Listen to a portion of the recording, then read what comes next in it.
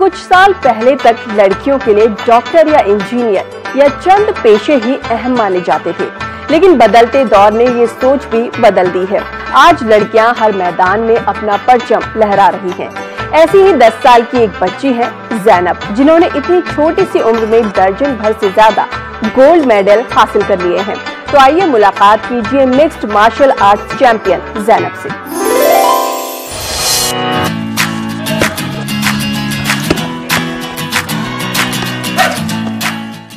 ये हैं Zainab Mushtaq, mix martial arts की चैंपियन। इस लड़की के नाम इतने गोल्ड मेडल और दीगर तमगे हैं जितनी कि इस लड़की की उम्र भी नहीं है। ये नन्ही लड़की जब मुकाबले के लिए मैदान में उतरती है तो अपने ताकतवर मुक्कों और लातों से अपने हरीफों को पिछाड़ देती है। 10 साला ज़ैनब मुश्ताक चौथी जमात की तालिबा है और ये इलाही बाग श्रीनगर की रहने वाली है। बहुत ही कम उम्र में ज़ैनब ने मार्शल आर्ट्स की ट्रेनिंग हासिल करना शुरू किया। ये नन्ही चैंपियन इसके किक बॉक्सिंग, ताइक्वांडो, वुशु और कराटे में अपनी सलाहियतों के जौहर दिखा चुकी हैं और मुख्तलिफ सतह पर हुए मुकाबलों में 1 दर्जन से ज्यादा गोल्ड मेडल जीत चुकी हैं। गोवा और पहलगाम में कौमी सतह के टूर्नामेंट्स में ज़ैनब का बेहतरीन मुजाहिरा देखने को मिला था। ज़ैनब अपनी उम्र की दीगर लड़कियों को भी मार्शल आर्ट सीखने का मशवरा दे रही हैं। मार्शल आर्ट इसलिए खेलते हैं क्योंकि एक डिफेंस है, गर्ल्स के लिए खास करके बहुत अच्छा डिफेंस। आजकल के ज़माने में मार्शल आर्ट हर किसी को सीखना चाहिए। और दूसरा जो कि है मार्शल आर्ट में अपने बच्चे का फ्यूचर बनता है। और मैंने बहुत सारे मेडल जीते और मैं बहुत आगे जाना चाहती हूँ। मैं इंटरनेशनल लेवल तक जाना चाहती हूँ। ज़ैनब श्रीलंका में मुनाकिद होने वाली स्के चैंपियनशिप के लिए मुंतखब हुई हैं और इसके लिए इन दिनों वो खूब मेहनत कर रही हैं। अपने कोच के हमरा रोजाना 2 मरतबा प्रैक्टिस करती हैं। ज़ैनब बैनुल-अक़वामी सतह पर गोल्ड मेडल जीतने के लिए पुरअज़्म है। मैं इंटरनेशनल के लिए सिलेक्ट हुई हूँ और इंशाल्लाह मैं वहाँ से गोल्ड निकालूंगी, अपने कश्मीर का नाम रोशन करूंगी और अपने माँ बाप का नाम भी रोशन करूंगी। उसके लिए कैसी तैयारियां की आपने? उसके लिए मैंने बहुत तैयारी की। मेरे सर मुझ पर बहुत ध्यान दे रहे हैं, मुझे बहुत अच्छे से प्रैक्टिस करा रहे हैं और इंशाल्लाह मेरी एक्सपेक्टेशन है कि मैं वहाँ से गोल्ड लाऊंगी। हर गुजरते दिन के साथ ज़ैनब की सलाहियतों में निखार आता जा रहा है और ये बुलंद हौसलों के साथ अपने मैदान में आगे बढ़ रही हैं। ज़ैनब कई लड़के और लड़कियों के लिए एक रोल मॉडल बन गई हैं।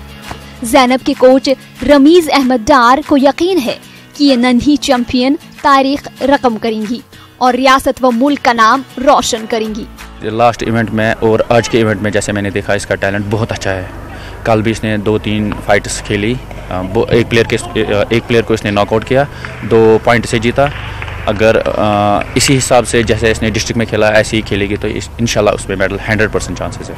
ज़ैनब और इस जैसे कई खिलाड़ी हैं जो खेल के मुख्तलिफ मैदानों में अपनी सलाहियतों का लोहा मनवा रहे हैं। न्यूज़ 18 उर्दू की नेक तमन्नाएं ज़ैनब के साथ हैं और दुआ है कि कामयाबी इस नन्ही चैंपियन के कदम चूमती रहे।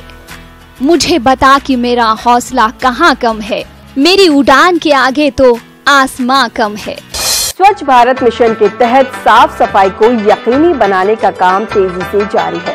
इस सिलसिले में हमने डायरेक्टर रूरल सैनिटेशन जम्मू और कश्मीर इंदु कंवल चिप से बात की और जम्मू कश्मीर में साफ सफाई को लेकर पीएमडीपी की तरजीहात पर नजर डाली। देखिए ये खास बातचीत।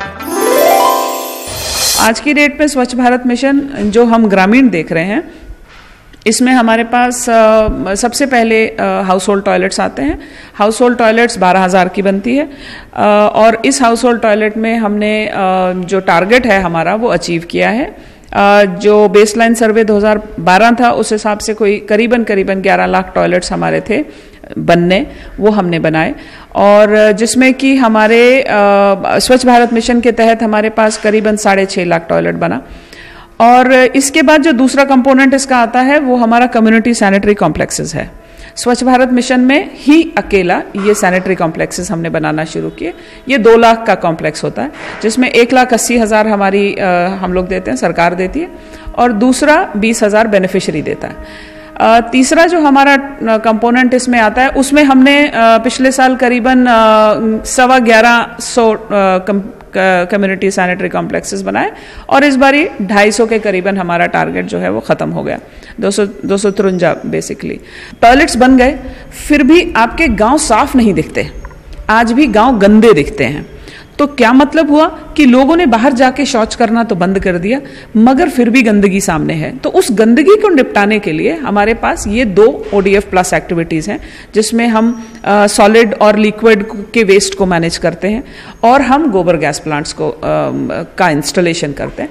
इसमें हमने एग्रीकल्चर वेस्ट को टारगेट करना है जो खेतों में से निकलता है, दूसरा या एनिमल वेस्ट जो जानवर जो लोग रखते हैं उनका वेस्ट, और तीसरा किचन एंड डोमेस्टिक वेस्ट। मेरा मानना है और हमारे डिपार्टमेंट का मानना है कि पंचायती राज एक ऐसा टूल है जो हमारे काम बहुत आसान कर देगा। अब आप मेरी स्कीम के साथ अगर पंचायती राज को जोड़ें तो हमारी स्कीम में एक कंपोनेंट एक और है जिसको निगरानी समिति कहते हैं। निगरानी समिति एक ऐसी कमेटी होगी जो पंचायतों को मिला के बनाई जाएगी और हम वेट कर रहे हैं, हम दुआ कर रहे हैं, इंतज़ार कर रहे हैं कि पंचायतें आएं और हमारा काम थोड़ा सा उन तक पहुंचे और वो आगे लोगों के साथ, बिकॉज पंचायतें गांव के अंदर से निकल कर आएंगी तो उनके साथ लोग जल्दी कनेक्ट करेंगे। एक वीडियो के साथ एक गांव वाला इतना अच्छा कनेक्ट नहीं करता जितना एक सरपंच के साथ करता।